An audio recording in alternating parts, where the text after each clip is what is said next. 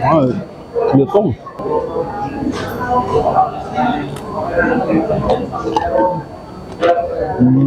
Lutong check.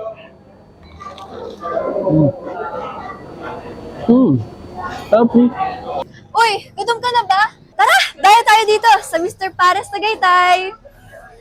Sikat at dinudumog na paresan sa QC ay meron na sa Tagaytay. Napakalaki, napakalinis na area at solid na pares sa murang halaga ang dinayo ko sa Tagaytay. At ngayong araw nga ay mula Imus ay nagmotor ako pa Tagaytay dahil nabalitaan ko na meron na nga daw ditong branch ng sobrang sikat na pares sa QC. At yan nga ang Mr. Pares. Grabe, pagdating ko ay na-miss ako sa lugar sa sobrang laki at sobrang linis. Walang halong arte at simple lang. Kaya ang aliwalas ng kanilang lugar. Wala ka ding magiging problema kung may dala kang sasakyan. Basta kakain ka, meron kang mapaparkingan sa luwag ng parking space nila sa harap at sa likod. Siyempre, hindi mawawala dito ang iba't ibang variants ng pares na sumikat sa kanila. At ang kinaganda nga dito ay hindi na bago ang presyo, kaya kung ikukumpara mo ito sa ibang kainan dito sa Tagaytay, sobrang sulit talaga nito. Nagpe-prepare pa lang ng kanilang mga foods ay sobrang takam na ako. Mula sa malapot na sabaw at laman ng baka, malutong na lechong kawali, namumutok na chicharong bulaklak, nakakahay na taba, malaking crispy pata, at nakakalulang crispy ulo na mga sahog ng iba't ibang klase ng pares. Pero syempre hindi lang pares ang kanilang tinda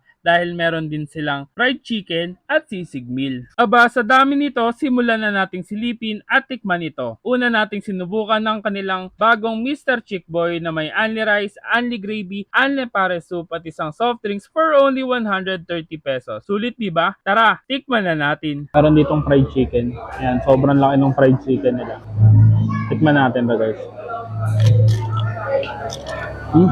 Mas bagay yan pag may gravy.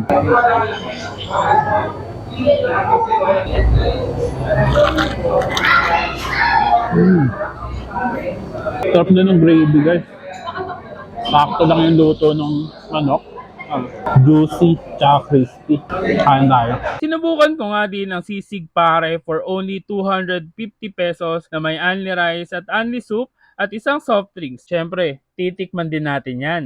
Ito meron din silang sisig dito guys. Ito, tikman na rin natin. Sarap to pag may kanin guys. Makuha tayong kanin. Kain tayo guys.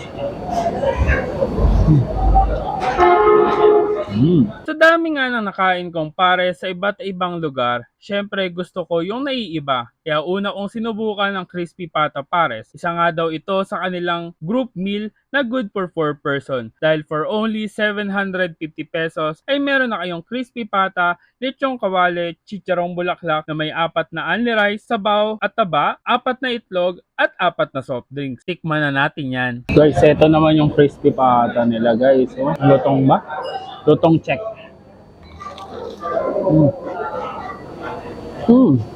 Tapi juicy.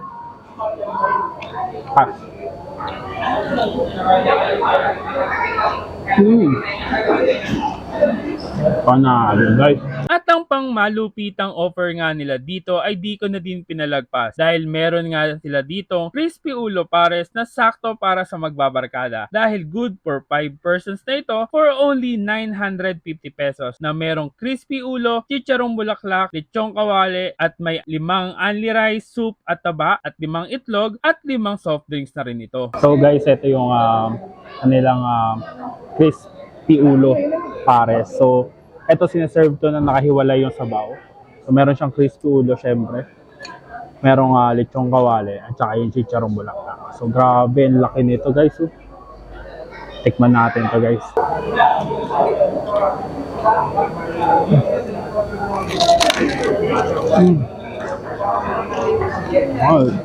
Lutong.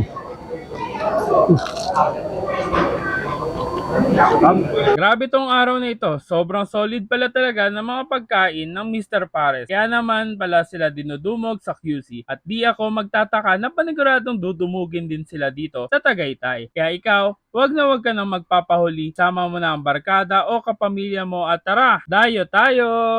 At located nga sila sa Purok 122 Mendez Crossing, Tagaytay East, Tagaytay City na sobrang lapit lang sa police station sa Tagaytay Bypass Road. At open sila 24/7 kaya anytime yung may sipang magtagaytay at maghanap ng magpapainit sa malamig na klima sa Tagaytay ay meron na kayong dadayuhin. Sobrang solid din naman talaga ng pagdayo ko dito dahil sa sobrang na-overwhelm ako sa mga nakasabay kong dumayo dito ng mga naglalakihang food content creators sa lugar na Cavite. Dahil after kong makasabay before sila Cuachero Caviteño couple at makasama si Will Bena sa mga previous vlog at recently ma-meet si Sir Eric Mukbang ay parang nakumpleto na yung mga pangarap kong ma-meet sa food vlogging. At isa nga dyan, ang isa sa pinakasikat na si Kafood Trip. At again, big shout out to all the famous food vloggers sa Cavite. More contents to come. Oh, teka, medyo napapahaba na ata ang aking kwento. Sobrang solid ba naman ang pagkain dito? At dagdag mo pa ang mga nakasama ko, talagang malulula ka. Kaya sana nabigyan ko kayo ng bagong idea ng budget meal na kainan na pwede nyo nadayuhin pag pumunta kayo ng Tagaytay. Salamat sa pagsama at kita-kit sa susunod namin na dadayuhin